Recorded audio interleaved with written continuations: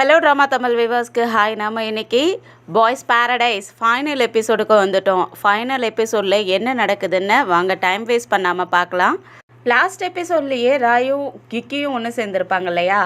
அதனால் ராய் என்ன பண்ணுறாருன்னா, ராய் நியூஸ் ரிப்போர்ட்டர்ஸ் எல்லாரையும் கூப்பிட்டு வச்சுட்டு கிக்கியை காட்டி, கிக்கி தான் என்னுடைய லவ்வர், அவளை தான் நான் லவ் பண்ணுறேன், அதனால் என்னுடைய ஃபேன்ஸான நீங்கள் எல்லாருமே அவளை புள்ளி பண்ணக்கூடாது, ரெஸ்பெக்ட் கொடுக்கணும் அப்படின்னு சொல்லி அவருடைய லவ்வை கன்வெர்ஸ் பண்ணிக்கிட்டு இருப்பாரு. அதை ஹாஸ்பிட்டலில் உட்காந்துக்கிட்டே நிஷாவும் பார்த்துட்டு சந்தோஷப்பட்டுக்கிட்டு இருப்பாங்க. அப்போ அவங்க அம்மா வராங்க.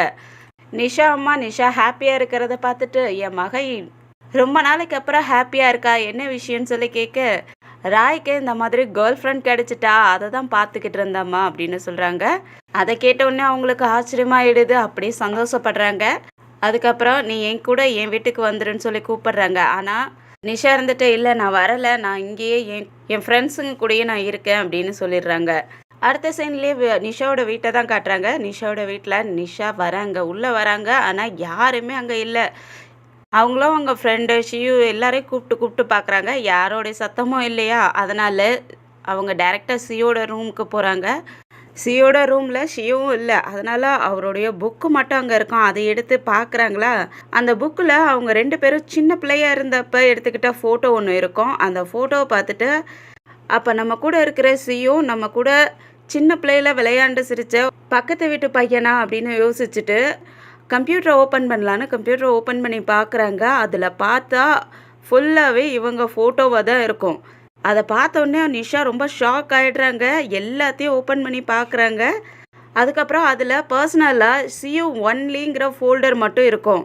அந்த ஃபோல்டரில் அப்படி என்ன இருக்குன்னு யோசிச்சுக்கிட்டு இருப்பாங்க. அப்போ தான் அவங்க ஃப்ரெண்டு ஒன்று சொல்லியிருப்பாங்க இல்லையா, சியூ தான் இந்த ஃபோட்டோஸ் எல்லாம் பப்ளிஷ் பண்ணது, அவன் தான் இந்த மாதிரி பண்ணியிருப்பான், அவனுடைய கம்ப்யூட்டரில் தான் உன்னோட ஃபோட்டோஸ் எல்லாமே இருக்குது அப்படின்னு சொல்லியிருப்பாங்க இல்லையா. அதை நினச்சி பார்க்குறாங்க. அதை யோசிச்சுக்கிட்டே அந்த ஃபோல்டரை ஓப்பன் பண்ணுறாங்க. அந்த ஃபோல்டரில் ராய் நிஷாவை ஹக் பண்ணிக்கிட்டு இருந்தார் இல்லையா, அந்த ஃபோட்டோ அதில் இருக்குது. அதை பார்த்தோன்னே அவங்க ரொம்ப ஷாக் ஆகிடுறாங்க. அதுக்கப்புறம் அங்கேருந்து கிளம்பிடுறாங்க. அதுக்கப்புறம் கொஞ்ச நேரம் கழிச்சு வாஷ்ரூமில் இருந்து ஷியூ வெளியே வந்து பார்க்குறாரு. அந்த ஃபோல்டர் ஓப்பன் ஆகிருக்கு. அந்த ஃபோட்டோ அவருடைய கம்ப்யூட்டரில் ஓப்பன் ஆகிருக்கு. அதை பார்த்தோன்னே அவரும் ஷாக் ஆகிடுறாரு. இந்த ஃபோட்டோ எப்படி நம்ம கம்ப்யூட்டரில் வந்துச்சு அப்படின்ட்டு செக் பண்ணி பார்க்குறாரு. அவருடைய கம்ப்யூட்டரில் இருந்து தான் அந்த ஃபோட்டோ வைரல் ஆகிருக்கும். அதை பார்த்துட்டு, இது நான் பண்ணவே கிடையாது, இது நிஷாவோட ஃப்ரெண்டு தான் பண்ணியிருப்பா அப்படின்ட்டு செக் பண்ணி பார்க்குறாரா. அப்போ அவருக்கு அந்த கம்ப்யூட்டரில் இருந்து பின்ட்ரைவும் கிடைக்குது. அப்போ தான் அவருக்கு ஞாபகம் வருது, அந்த பின்ட்ரைவ் வந்துட்டு நிஷாவோட ஃப்ரெண்டு தானே அதில் போட்டு விட்டுருந்தா, அது ஞாபகம் வருது. அப்போ அவருக்கு ரொம்ப கோவமாயிடுது. அந்த சமயம் பார்த்து அந்த பொண்ணும் அங்கே வந்துடுறா. அவள் வந்து உடனே ஷியூக்கிட்ட, நான் உங்ககிட்ட கொஞ்சம் பேசணும்னு சொல்லி கேட்குறதுக்கு, என்ன பேசணும் சொல்லுன்னு கேட்க, நீ இனிமேல் நிஷா கூட சேர்ந்துட்டு லவ்வர்ஸை நடிக்க தேவையில்லை, அவள் ஏற்கனவே ஒரு பையனை லவ் பண்ணுறா, அது எப்படி உனக்கு தெரியும்னு கேட்குறதுக்கு, எனக்கு தெரியும், அவளோட பெஸ்ட் ஃப்ரெண்டு நான் தானே, எனக்கு தெரியாதான்னு சொல்ல, உனக்கு தெரியாது, அவள் அஞ்சன் தான் லவ் பண்ணுறா, அஞ்சன் கூட ரொமான்ஸ் பண்ணிக்கிட்டு இருந்தா அப்படின்லாம் சொல்லிக்கிட்டு இருக்கா. ஷியூவும் ஷாக் ஆன மாதிரியே என்ன சொல்கிறேன்னு சொல்லி கேட்குறாரு. உடனே அந்த பொண்ணு ஷியூ பக்கத்தில் வந்து உட்காந்துக்கிட்டு கையை பிடிச்சிக்கிட்டு சொல்கிறா, நீ எதை யோசிக்கிறியோ அதுதான் உண்மை. நேற்றுக்கு அவங்க 2 பேருமே ஹாஸ்பிட்டலில் தனியாக தானே இருந்தாங்க. அவங்க நினச்சிருந்தாங்கன்னா உன்னை அங்கேயே வச்சுருக்கலாம் இல்லையா, ஆனால் அவங்க உன்னை வீட்டுக்கு அனுப்பி வச்சுட்டாங்கல்ல. அப்புறம் ஒரு நாள் நம்ம வீட்டில் யாருமே கிடையாதா, அந்த சமயம் அவங்க 2 பேரும் ஒரு ரூமில் இருந்ததை நான் பார்த்தேன் அப்படின்னு சொல்லி ஏற்றி விடுறா. ஷியூ அதை கேட்டவுடனே அவருக்கு அழுகையே வர மாதிரி ஆயிடுச்சு. கண்ணில் இருந்து தண்ணி கொட்டுமா, உன்னை பார்க்குறதுக்கு எனக்கு ரொம்ப கஷ்டமாக இருக்குது, நீ இந்த மாதிரி ஹர்ட் ஆகி நான் பார்த்ததே இல்லை அப்படின்னு சொல்லி பாவப்பட்டு பேசுகிற மாதிரி பேசுகிறா. அதுக்கப்புறமும் அவள் சொல்கிறா, நல்ல வேலை நீ அவளை லவ் பண்ணவே இல்லை அப்படின்னு சொல்லிட்டு தோளில் சாஞ்சிக்கிட்டு அழற மாதிரி நடிச்சுக்கிட்டு இருப்பாளா. ஷியூ பார்த்துட்டு செம்ம டென்ஷன் ஆயிடுறாரு.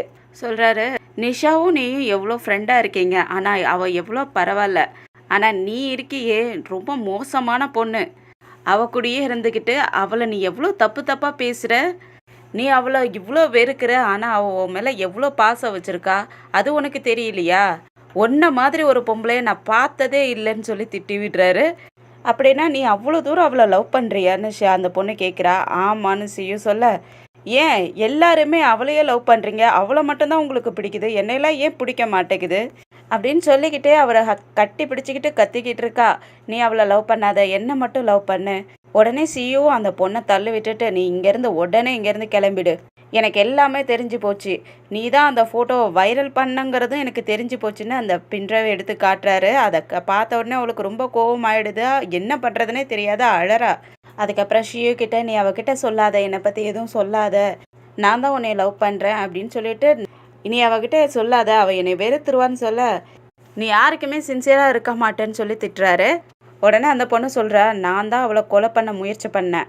அவள் இப்போ தப்பிச்சிட்டா, ஆனால் இன்னொரு தடவை அவள் தப்பிக்க மாட்டா" அப்படின்னு சொல்கிறாளா.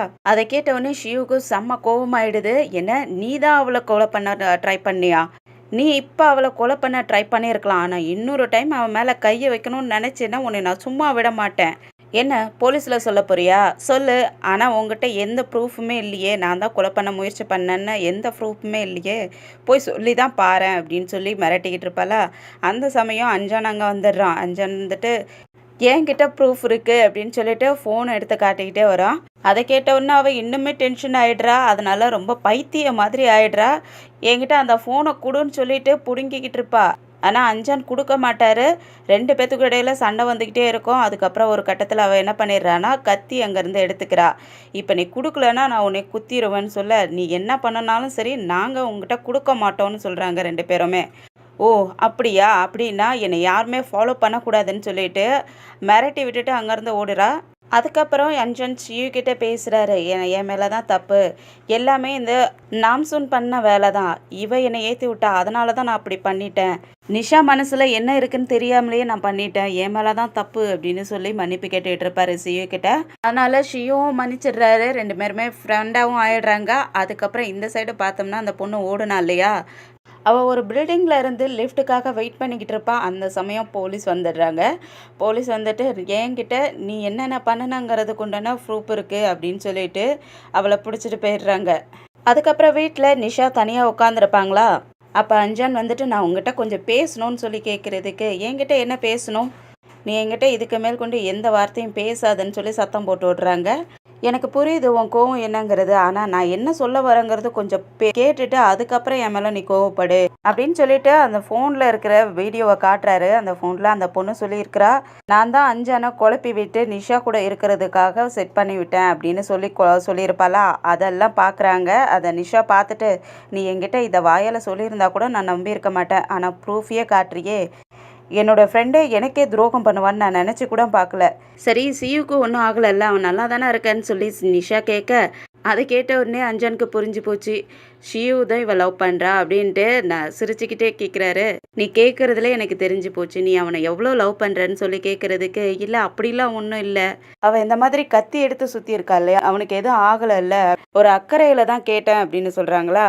அப்போ உடனே அஞ்சான் என்னை மன்னிச்சிருன்ட்டு மன்னிப்பு கேட்பாரா. "சரி விடு, அது தெரியாத நடந்த தப்பு, நான் மன்னிச்சிட்டேன், அதை மறந்துட்டேன், நீயும் அதை மறந்துடு, எதுவும் நான் மனசில் வச்சிக்காதுன்னு சொல்கிறாங்க. அதுக்கப்புறம், "நீ எப்போவுமே என்னுடைய அண்ணன்" அப்படின்னு சொல்கிறாங்க. அதனால் அஞ்சான் சொல்கிறாரு, "சரி, என்னோடய ஃபோனில் சார்ஜிங் இறங்கி போச்சு, நான் போயிட்டு என் ஃபோனை சார்ஜிங்கில் போடுறேன், அது வரைக்கும் நீ ஷியு வந்திருக்காரு, ஷியு கூட பேசு" அப்படின்னு சொல்லிட்டு அங்கேருந்து போயிடுறாரா. நிஷாவும் ஷியு எங்கே இருக்கான் அப்படின்னு சொல்லிட்டு தேடி பார்க்குறாங்க. அப்போ ஷியு பின்னாடி இருந்து ஓடி வந்து ஹக் பண்ணிக்கிறாரு.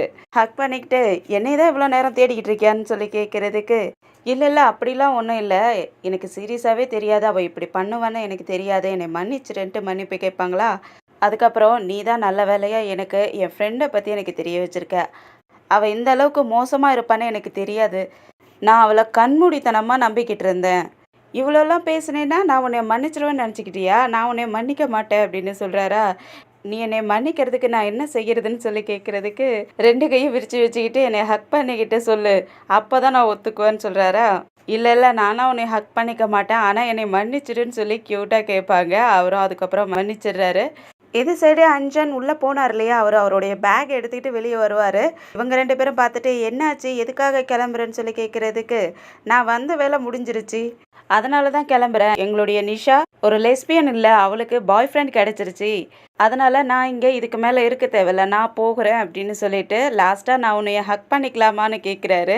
சரின்ட்டு 2 பேரும் ஹக் பண்ணிக்கிறதுக்கு போவாங்களா. அப்போ ஷியு நடுவில் வந்துடுறாரு. "ஏன் இப்படி பண்ணுறேங்கிறதுக்கு, "ஏன் நான் உங்களை ஹக் பண்ணிக்க கூடாதா" அப்படின்ட்டு 3 பேருமே ஹக் பண்ணிக்கிறாங்க.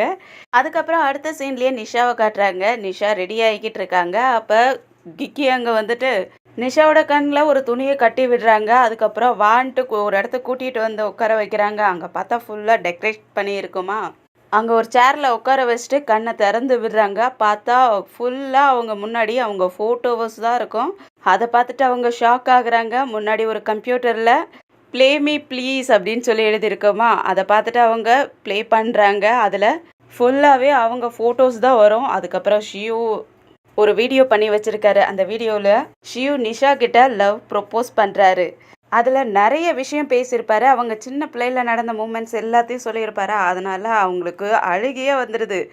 அந்த வீடியோ முடிஞ்ச உடனே ஷியூவும் பக்கத்தில் வந்து உட்காந்துட்டு, என்ன என்னுடைய வீடியோ உன்னை அழுகவே வச்சிருச்சா அப்படிங்க. ஆமான்னு சொல்லிட்டு அவங்களும் அவங்க லவ்வை சொல்லிட்டு கண்ணமாக கிஸ் பண்ணுறாங்களா. அதுக்கப்புறம் ஷீ சொல்கிறாரு, இப்போ என்னோட டைம் சொல்லிட்டு லிப்ஸிலே கிஸ் பண்ணுவாரா.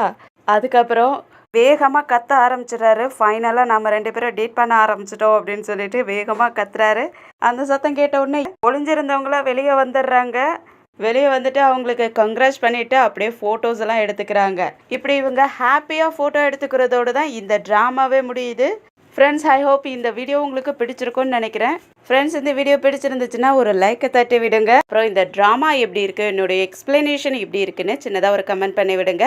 இந்த ட்ராமா உங்களுக்கு ரொம்ப பிடிச்சிருந்துச்சுன்னா உங்கள் ஃப்ரெண்ட்ஸுக்கு ஷேர் பண்ணி விடுங்க. அப்படியே நம்ம சேனலுக்கு சப்ஸ்கிரைப் பண்ணி பெல் ஐக்கானை கிளிக் பண்ணி வச்சுக்கோங்க. நம்ம அடுத்த ட்ராமாவில் சந்திக்கிற வரைக்கும் பாய் அண்ட் தேங்க்யூ.